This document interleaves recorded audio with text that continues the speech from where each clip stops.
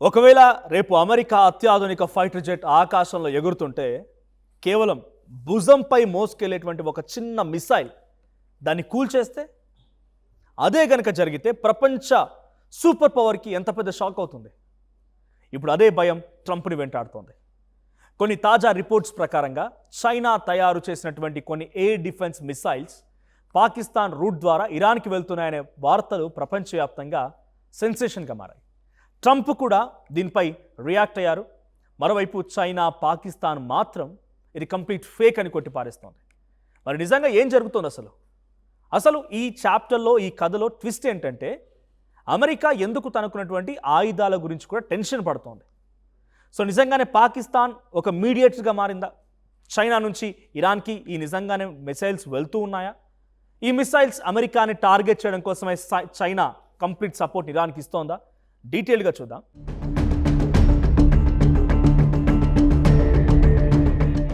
So middle ఈస్ట్లో ఇప్పటికే పరిస్థితులు చాలా టెన్షన్గా ఉన్నాయి.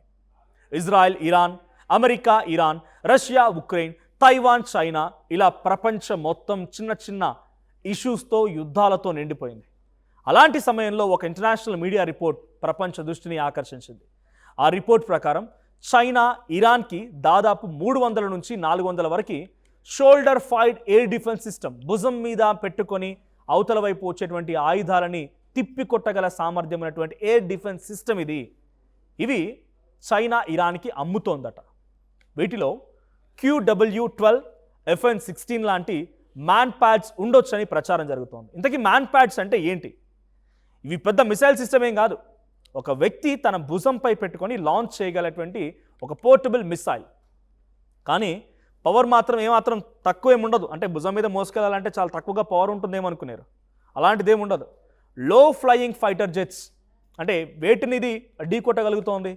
సో అంటే కనుక లో flying fighter jets, attack helicopters, transport air craft, లో ఆల్టిట్యూడ్ డ్రోన్స్, వీటన్నిటిని టార్గెట్ చేసేందుకు వీటిని ఉపయోగిస్తారట.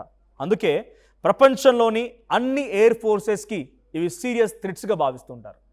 అయితే ఆ రిపోర్ట్ ప్రకారంగా ఈ డీల్ విలువ దాదాపుగా $60 నుంచి $70 మిలియన్ వరకు ఉండొచ్చు అనేది ఆ రిపోర్ట్లో తేలుతోంది.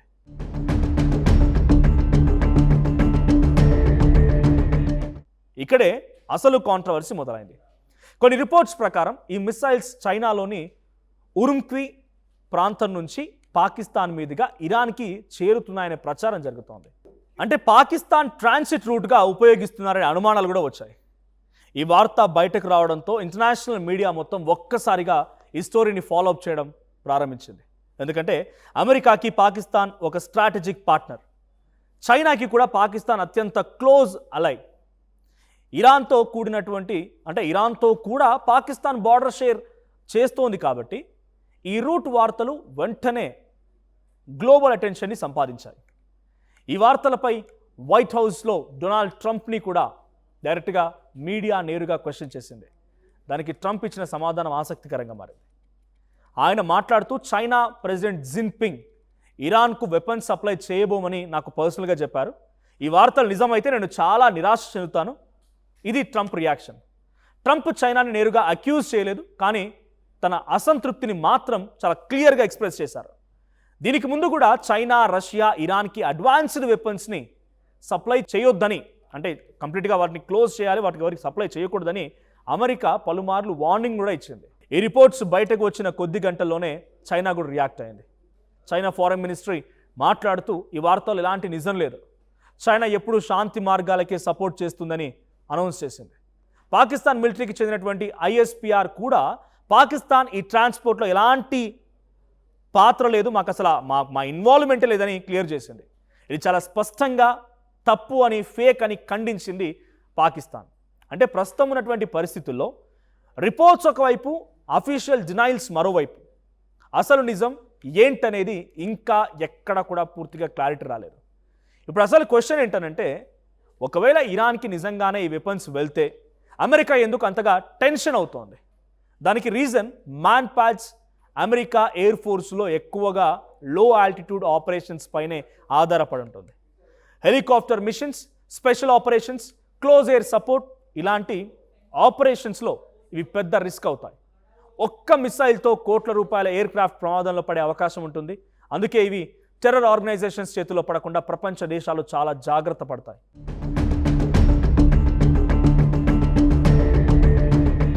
ఈ వివాదం జరుగుతూ ఉండగానే మరో విషయం బయటకు వచ్చింది. ట్రంప్ ఇటీవల జరిగినటువంటి పెన్సిల్వేనియా డిఫెన్స్ అండ్ ఇన్నోవేషన్ సమ్మిట్లో అమెరికా ఆయుధాల ఉత్పత్తిని భారీగా పెంచాలని డిఫెన్స్ కంపెనీస్కి చెప్పారు. బెస్ట్ వెపన్స్ మన దగ్గరే ఉన్నాయి, కానీ ఇంకా ఫాస్ట్గా తయారు చేయాలని ఆయన అనుకుంటారంట. ఇది ఎందుకు చెప్పాల్సి వచ్చిందనంటే, ఎందుకంటే ఆధునిక యుద్ధరంగంలో ఆయుధాల వాడకం ఊహించలేనంతగా పెరుగుతోంది. మిసైల్స్, ఇంటర్సెప్టర్స్, ప్రిసైషన్ వెపన్స్, వీటి ప్రొడక్షన్ సంవత్సరాలు పడుతోంది. కానీ వార్లో కొన్ని రోజుల్లోనే వాడేయాల్సి వస్తోంది కూడా. ఒక క్రూజ్ మిసైల్ తయారు చేయడానికి సహజంగా కొన్ని సందర్భాల్లో మనం చూస్తే 1 నుంచి 5 సంవత్సరాల వరకు సమయం పడుతుందంట. అంటే ఈరోజు ఆర్డర్ ఇస్తే రేపు మిసైల్ రెడీ కాదు. అందుకే డిఫెన్స్ ఎక్స్పర్ట్స్ ఒక విషయం చెప్తున్నారు, ఏంటంటే భవిష్యత్తు యుద్ధాల్లో గెలిచేది ఎక్కువ మిసైల్స్ ఉన్న దేశం కాదు, ఎక్కువ స్పీడ్తో మిసైల్స్ తయారు చేసే దేశం. అదే ఇప్పుడు అమెరికా ఫోకస్ కూడా. ఇక మిలిటరీ అనలిస్ట్ మరో ఇంట్రెస్టింగ్ పాయింట్ చెబుతున్నారు. మిడిల్ ఈస్ట్లో జరిగినటువంటి ప్రతి కాన్ఫ్లిక్ట్ని చైనా చాలా క్లోజ్గా అబ్జర్వ్ చేస్తుందని. ఎందుకంటే ఫ్యూచర్లో తైవాన్ ఇష్యూ పెద్ద కాన్ఫ్లిక్ట్గా మారే అవకాశం ఉంది కాబట్టి అమెరికాలో చాలా కాలంగా చర్చ జరుగుతుందంట. అంటే అటువంటి డిస్కషన్స్ ఉన్నాయి మరి. సో అమెరికా ఎయిర్ డిఫెన్స్ ఎలా పనిచేస్తోంది, మిసైల్ స్టాక్స్ ఎంత వేగంగా తగ్గుతూ ఉన్నాయి, డ్రోన్ అటాక్స్ని ఎలా హ్యాండిల్ చేస్తున్నది, అన్నీ ఎప్పటికప్పుడు చైనా నిక్షిప్తంగా గమనిస్తూ అనలైజ్ చేస్తోంది. ఇది ఎక్స్పర్ట్స్ చెప్తున్నమాట. ఇక మోడర్న్ వార్ఫేర్లో ఇప్పుడు మరో పెద్ద ఛాలెంజ్ ఉంది.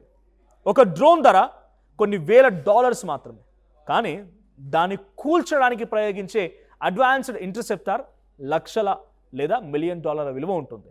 అంటే ఎనిమి చాలా చీప్గా అటాక్ చేస్తుంటే డిఫెండర్ చాలా కాస్ట్లీ వెపన్ యూజ్ చేయాల్సి వస్తుంది. అందుకే ఇప్పుడు అమెరికా సహా అనేక దేశాలు లో కాస్ట్ డిఫెన్స్ టెక్నాలజీస్పై భారీగా ఇన్వెస్ట్మెంట్స్ చేస్తూ ఉన్నాయి. ఇప్పటి వరల్డ్ పాలిటిక్స్లో China, America, Russia, Iran, Pakistan ఈ 5 దేశాల నిర్ణయాలు ప్రపంచాన్ని ప్రభావితం చేస్తున్నాయి. ఒక చిన్న మిసైల్ డీల్ కూడా డిప్లొమాటిక్ క్రైసిస్గా మారే పరిస్థితి వచ్చింది. ఈ కేసెస్లో కూడా అదే జరిగింది. ఒక international report, Trump statement, China denial, Pakistan denial, ఇవన్నీ కలిపి ప్రపంచవ్యాప్తంగా పెద్ద చర్చకు దారితీశాయి. కానీ ఇప్పటివరకు చైనా నుంచి ఇరాన్కి ఆయుధాలు వెళ్ళాయనే విషయాన్ని మాత్రం స్వతంత్రంగా నిర్ధారించే అధికారిక ఆధారాలు ఎక్కడ కూడా బయటకు రాలేదు. అందుకే ఈ వ్యవహారాన్ని ఇంకా ఒక డెవలపింగ్ స్టోరీగానే చూస్తున్నాం. ఇప్పుడు అసలు క్వశ్చన్ మీకే, చైనా నిజంగానే ఇరాన్కి వెపన్స్ పంపుతుందా, లేదా ఇది జియో పొలిటికల్ ప్రెషర్లో ఉన్నటువంటి వచ్చిన రిపోర్ట్స్ మాత్రమేనా?